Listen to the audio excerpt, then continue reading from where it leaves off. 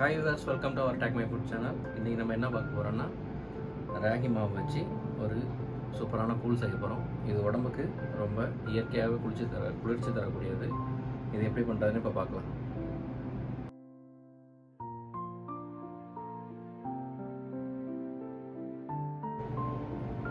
நம்ம ராகி கூழ் பண்ணுறதுக்கு 250 கிராம் ராகி மாவு எடுத்து வச்சுருக்கேன். இதில் ஒரு 4 பேர் வரையும் குடிக்கலாம். அப்புறம் தேவையான அளவு தயிர், ஒரு 10 சின்ன வெங்காயம் கட் பண்ணி வச்சுருக்கோம், தேவையான அளவு உப்பு. வாங்க இப்போ எப்படி கூழ் செய்கிறதுங்கிறத பார்க்கலாம். எடுத்து வச்சுருக்க மாவை இந்த மாதிரி ஒரு பவுலில் ஆட் பண்ணிக்கலாம். இது கூடவே வாட்டர் ஆட் பண்ணிக்கலாம்.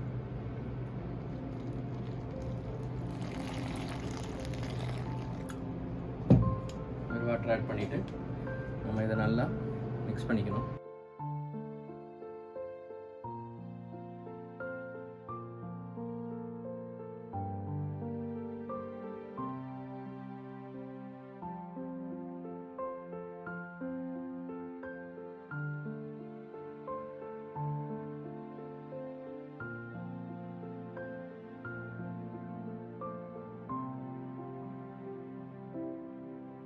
இப்போ இந்த மாதிரி இதை கரைச்சி எடுத்துக்கலாம் நல்லா.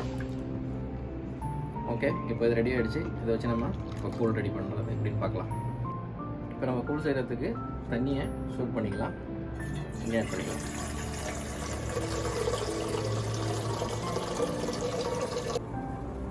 தண்ணி சூடாகிடுச்சு. இப்போ நம்ம கரைச்சி வச்சுருக்கிற கூழை இதில் மிக்ஸ் பண்ணிக்கலாம்.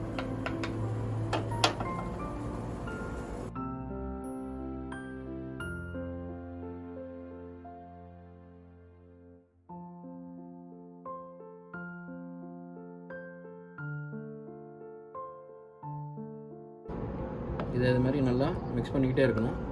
மிக்ஸ் பண்ணால் தான் நம்மளுக்கு கெட்டியாகாமல் இந்தமாரி கூழ் கரெக்டான அளவில் நம்மளுக்கு கிடைக்கும்.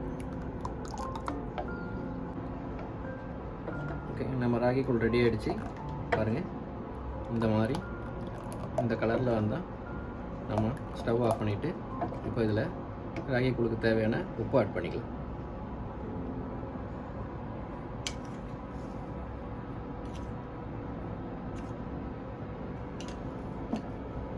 ஆட் பண்ணி நல்லா மிக்ஸ் பண்ணிக்கோங்க. நம்ம கூழ் தயிராகிடுச்சு.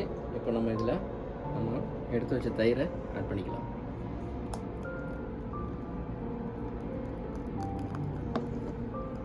ஆட் பண்ணி நல்லா மிக்ஸ் பண்ணிக்கோங்க. இது கூடவே கட் பண்ணி வச்ச சின்ன வெங்காயத்தை ஆட் பண்ணிக்கலாம்.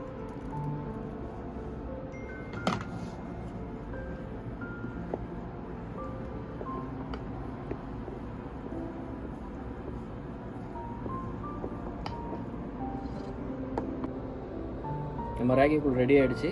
இது நம்ம இந்தமாரி வெயில் காலத்தில் உடம்புக்கு இயற்கையாகவே குளிர்ச்சி தரக்கூடியது. நம்மளோட முன்னோர்கள்லாம் இதை சாப்பிட்டு தான் ரொம்ப ஹெல்த்தியாகவும் ஆரோக்கியமாகவும் வாழ்ந்தாங்க.